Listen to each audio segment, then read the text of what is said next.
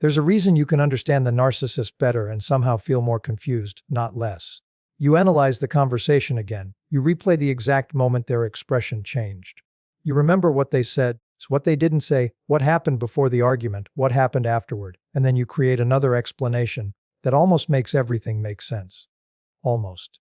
And just when you think you've finally figured them out, something happens that contradicts the entire theory, sending you back into the analysis all over again. This isn't simply curiosity. For many people caught in narcissistic dynamics, trying to figure the narcissist out becomes part of the attachment itself. Your mind keeps returning to the same person because it believes there's a missing piece of information somewhere. One final explanation that, once discovered, will make the entire relationship understandable and finally allow you to feel at peace. Today, we're going to examine why that search becomes so difficult to stop, why the narcissist can become almost like a psychological puzzle inside your mind, and why the answer you're looking for may not actually be hidden inside their psychology at all. Let's start with the first reason. Unpredictability creates mental obsession. When someone's behavior is consistently predictable, your brain doesn't need to spend enormous amounts of energy analyzing it. If someone is kind, respectful, and consistent, you generally don't need to spend 6 hours wondering what their last text message really meant. Their behavior gives you enough information, but inconsistent behavior creates a completely different psychological environment. One day they're affectionate, the next day they're distant. One moment they're telling you that you're the most important person in their life. The next moment they're treating you as though your feelings are an inconvenience. Then, just when you're ready to accept that the relationship is over, they return with warmth, attention, affection, or an apology that temporarily restores the connection. This inconsistency creates uncertainty, and uncertainty creates analysis. Your mind begins searching for patterns because patterns create a sense of safety. You start asking, what changed? Why was he loving yesterday but cold today? What did I say? Did something trigger him? Was he testing me? Does he actually care? Why does he keep coming back? The problem is that every answer creates another question. And eventually, understanding the narcissist becomes less about understanding them and more about trying to make yourself feel safe in an environment that never became predictable. Here's the second reason you can't stop trying to figure them out. You're searching for the version of them that made you believe in the relationship. This is one of the most painful parts. You didn't become attached to cruelty. You became attached to moments of connection. You remember the person who listened to you, the person who made you feel special, the person who seemed intensely interested in your life, the person who said things that made you believe you had finally found someone who truly understood you. And when that person later behaves in ways that seem completely incompatible with those earlier moments, your mind experiences a contradiction. It wants to reconcile the two versions. You think, how can someone who looked at me like that also treat me like this? And because the contradiction feels impossible to resolve, you keep analyzing. Maybe the loving version was the real one.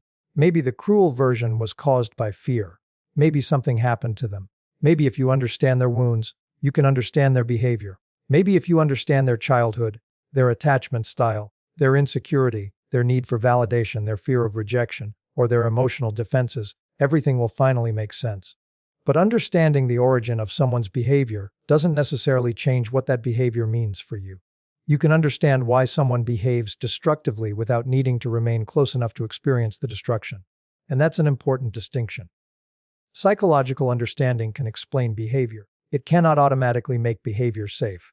Here's the third reason the analysis becomes so addictive: you're trying to predict what happens next. When you've experienced emotional unpredictability, prediction starts feeling like protection. If you can identify the pattern, you believe you'll be able to anticipate the next move. You study their messages. You notice changes in tone. You recognize certain phrases. You watch their timing. You compare today's behavior with what happened 3 weeks ago. You start developing theories about when they'll withdraw, when they'll return, when they'll become affectionate, when they'll become angry, and when they'll attempt to pull you back into the cycle. And for a while, this can feel empowering. You think, understand them now. But there's a hidden problem. Your attention is still centered on them. You're still waking up wondering what they're going to do. You're still interpreting your own emotional state through their behavior. You've become better at reading the systems, but you're still living inside it. And this is where something important changes. The goal of healing isn't to become so psychologically sophisticated that you can predict the narcissist's next move perfectly. The goal is to reach a point where their next move no longer determines yours. That is a completely different form of freedom. Because imagine knowing exactly what they're going to do and still not being emotionally controlled by it. They withdraw. You don't chase. They return. You don't automatically reopen the door. They become angry. You don't rush to calm them. They accuse you. You don't spend hours proving your innocence. They praise you. You don't suddenly forget the pattern. Their behavior can continue changing while your internal position remains stable. That's when analysis stops being necessary for survival. And this leads to another reason the obsession with figuring them out can be so difficult to release. You may believe that if you can finally understand their motives, you'll know whether what happened was your fault. This is where the search becomes especially painful. You replay conversations because you're looking for the moment where you supposedly caused everything. Maybe you were too emotional. Maybe you expected too much. Maybe you weren't understanding enough. Maybe you pushed them away. Maybe you should have communicated differently. Maybe you should have been more patient. And because narcissistic dynamics often involve blame shifting and distorted narratives, you can end up carrying responsibility for problems you didn't create. So you analyze every interaction hoping to find objective proof that you weren't the problem. But sometimes the more useful question isn't, who was right in every single conversation? It's, was this relationship consistently safe, respectful, reciprocal, and emotionally healthy for me? That question moves you away from courtroom logic and back toward reality. Because you don't need to prove that another person is evil before you're allowed to decide that a relationship isn't healthy for you. You don't need a diagnosis. You don't need a perfect psychological profile. You don't need to understand every motive. You need enough clarity to recognize the pattern. And this is where the obsession can finally begin losing its power. Because the moment you realize that there may never be a perfect explanation, you can stop treating explanation as the price of peace. Some people will remain contradictory. Some behavior will remain irrational. Some questions will never have satisfying answers. And your healing cannot depend on solving a person who may never make sense to you. The real question eventually becomes much simpler. What do I know? What do I need? And what am I willing to accept? And what will I do when those limits are crossed? Because once those answers become clear, you no longer need to understand every move they make. You simply need to understand yourself. And this is where the need to figure the narcissist out becomes even more revealing. Because underneath all the questions about their behavior is often a much deeper question about yourself. How could I have stayed connected to someone who treated me this way? That question can become almost as painful as anything the narcissist actually did, because it turns your attention inward and makes you examine your own judgment, your own intelligence, your own ability to recognize danger. You begin thinking that if you were truly strong, you would have seen everything immediately. If you were truly intuitive, you would never have believed them. If you were truly healed, you would have walked away the first time something felt wrong. But that's not how attachment works. People don't usually become attached to someone because they have carefully examined every potential warning sign and decided to ignore them. Attachment develops through experiences, through connection, through hope, through vulnerability, through the moments when someone appears to understand you, through the future you begin imagining together. And when harmful behavior appears gradually, your mind doesn't necessarily process it as one giant warning. It processes it one moment at a time. That's why you can find yourself explaining away one incident, then another, without realizing that you're slowly adapting to a pattern you never would have accepted if you'd seen the entire picture at once. This is another reason why you keep trying to figure the narcissist out. You're trying to understand not only them, but the entire story. You're trying to find the moment when everything changed. The moment you should have known. The moment you missed. The moment that would explain why you stayed. But healing doesn't require you to identify one perfect moment. Sometimes the truth is much simpler. You stayed because you hoped. You stayed because you loved. You stayed because there were good moments mixed with painful ones. You stayed because leaving felt more complicated than staying. You stayed because you believed the person you saw in the beginning might return. So none of those things make you weak. They make you human. And once you stop using your past decisions as evidence against yourself, something important happens. You become less desperate to understand the other person. Because some of the obsession was never really about them. It was about trying to prove that you weren't foolish. Here's another reason this cycle is so difficult to break. Narcissistic relationships often leave behind unanswered contradictions. You may remember them saying, "I love you," while behaving in ways that made you feel disposable. You may remember them talking about loyalty while repeatedly breaking trust. You may remember them demanding honesty while hiding things themselves. You may remember them accusing you of being selfish while expecting everything to revolve around their needs. These contradictions are incredibly difficult for the human mind to hold. We naturally prefer coherent stories. We want someone's words and actions to match. When they don't, we search for an explanation. Maybe the words were true and the behavior was temporary. Maybe the behavior was true and the words were manipulation. Maybe they genuinely believed both things at different times. Maybe they don't understand themselves. Maybe they understand perfectly. And you can spend years trying to solve that contradiction. But eventually, you have to recognize something important. You don't need to determine which version of them was the real one in order to understand what the relationship did to you. A person can have genuine feelings and still behave destructively. A person can have wounds and still cause wounds. A person can care about you in some way and still be incapable of giving you the kind of relationship you need. Human beings are complicated, and sometimes the healthiest conclusion isn't, "I finally understand exactly who they are." It's, "I finally understand what I experienced." That distinction is enormous. Because when you focus on understanding your experience, you stop needing the narcissist to provide the missing explanation. You can look at the pattern. You can look at how you felt consistently. You can look at what happened when you expressed needs. You can look at what happened when you set boundaries. You can look at whether conflict led to repair or repeated punishment. You can look at whether apologies were followed by change.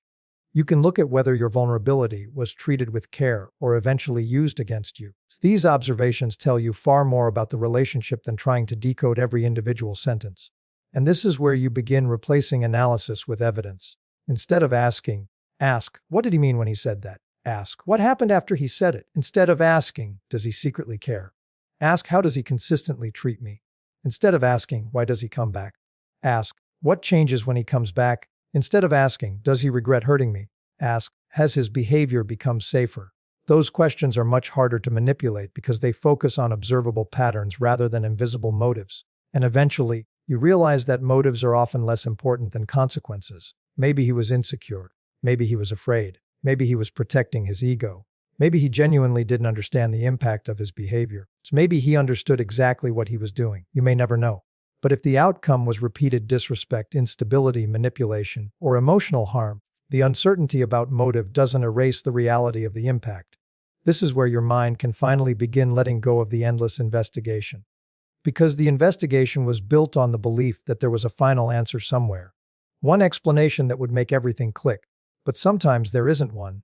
Sometimes several things were true at once. Sometimes someone can be wounded and harmful. Sometimes someone can feel attachment and still behave selfishly. Sometimes someone can regret losing you without being capable of changing. Sometimes someone can miss you without being capable of loving you in a healthy way. These contradictions don't need to be solved before you move forward. They only need to be accepted. And acceptance doesn't mean approval. It means refusing to spend the rest of your life fighting reality, because reality isn't the answer you wanted. There's also another layer to this that many people don't recognize until much later. The more you study narcissistic psychology, the more tempting it becomes to turn every interaction into a diagnostic exercise. You begin labeling every behavior. Every silence becomes a tactic. Every message becomes a test. Every compliment becomes manipulation. Every disagreement becomes evidence. This can feel protective initially, especially after you've been confused for a long time. But there is a point where psychological awareness can become another form of hypervigilance. You're no longer living, you're monitoring. You're no longer experiencing the present, you're analyzing it. And that's not freedom. True healing eventually allows you to put the psychological detective work down.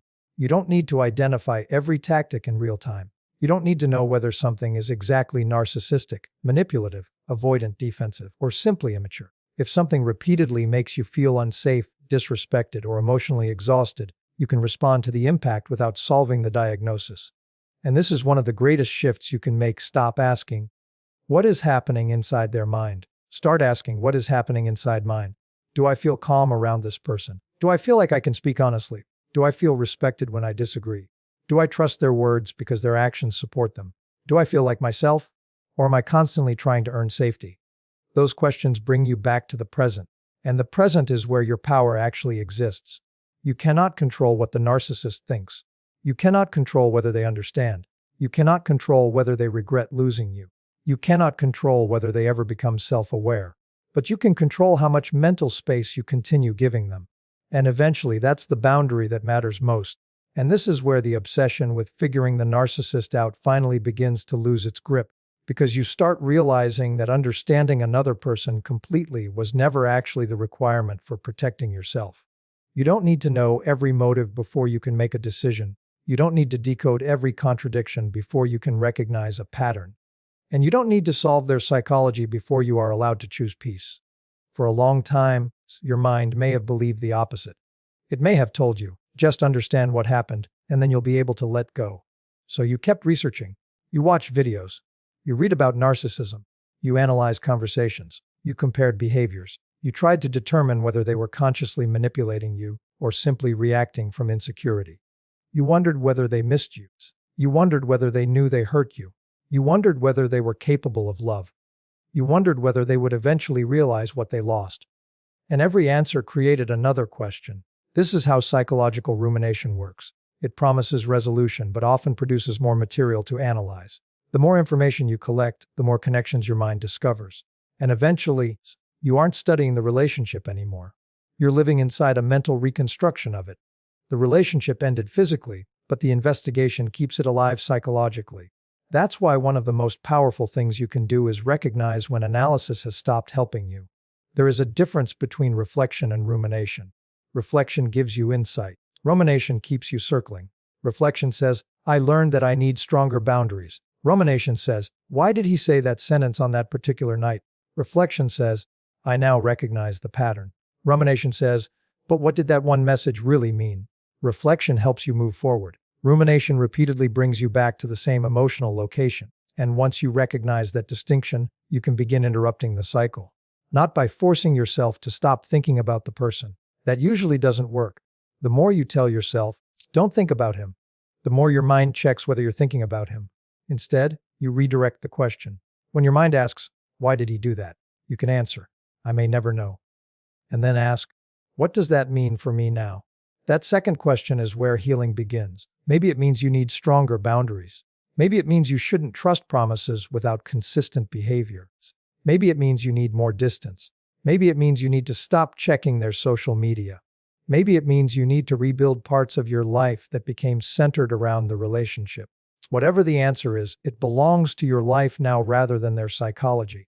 And this is perhaps the biggest shift of all, moving from interpretation to decision. You don't need to interpret every behavior if you already know what you're going to do. If they contact you, you know your boundary. If they become angry, you know your response. If they apologize, you know that words alone don't determine whether trust is restored. If they disappear, you don't need to spend weeks determining why. If they return, you don't automatically assume that returning means changing. Your decisions become based on your values rather than their unpredictability. That is what emotional freedom looks like. It doesn't mean you become incapable of being affected. It means you stop allowing someone else's behavior to determine your direction. And this is where self-trust becomes more important than psychological certainty. You may never know exactly what was happening inside their mind, but you can know what happened inside your own. You know whether you were constantly anxious. You know whether you were afraid to speak. You know whether you felt like you were walking on eggshells. You know whether you repeatedly questioned your own memory. You know whether you felt smaller over time. You know whether you stopped expressing needs because you already knew what the reaction would be. Those experiences matter. You don't need another person to certify them. And this doesn't mean that every difficult relationship automatically involves narcissism. That's an important distinction. Not every selfish person is a narcissist. Not every emotionally unavailable person has narcissistic personality disorder. Not every conflict is manipulation. Not every inconsistency is intentional. Real psychological understanding requires nuance, but you don't need a diagnostic label to recognize that a relationship is unhealthy for you. That is an important form of freedom because it removes another trap. You don't have to become an expert on narcissism just to justify leaving someone who repeatedly hurts you. You don't need to prove their diagnosis. You don't need to convince your friends. You don't need to win an argument about what they really are. You only need to recognize what the relationship is doing to your life. And sometimes the most healing sentence is incredibly simple. I don't know why they did it, and I don't need to know. That sentence may feel impossible at first, because uncertainty can feel unbearable after a relationship filled with confusion. But eventually, uncertainty becomes easier to tolerate than endless analysis. You begin understanding that peace doesn't require complete information. You can make good decisions with incomplete answers. You can walk away without knowing their motive. You can forgive without understanding everything. You can move forward without knowing whether they ever regret it. And you can stop checking for evidence that they finally understand. Because here's something else worth recognizing. If your healing depends on their self-awareness, they still have control over your healing. If your closure depends on their apology, they still control your closure. If your confidence depends on them admitting they were wrong, they still control your confidence. If your peace depends on knowing whether they miss you, they still occupy the center of your emotional world. The way out is not finding the perfect answer.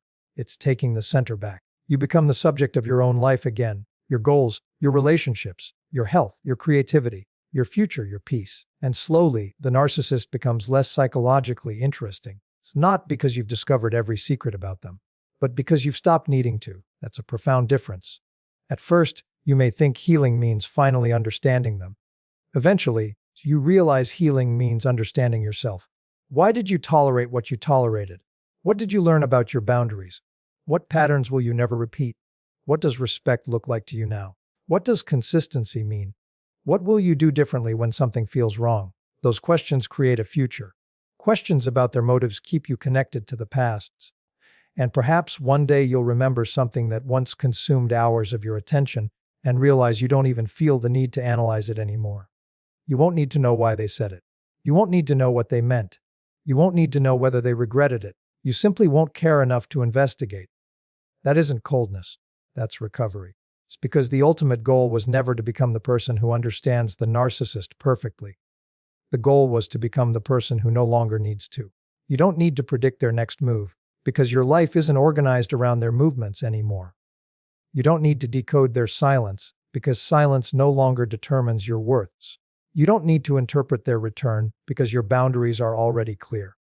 You don't need to understand why they couldn't love you properly, because you finally understand something more important. Their limitations were never a measurement of your value.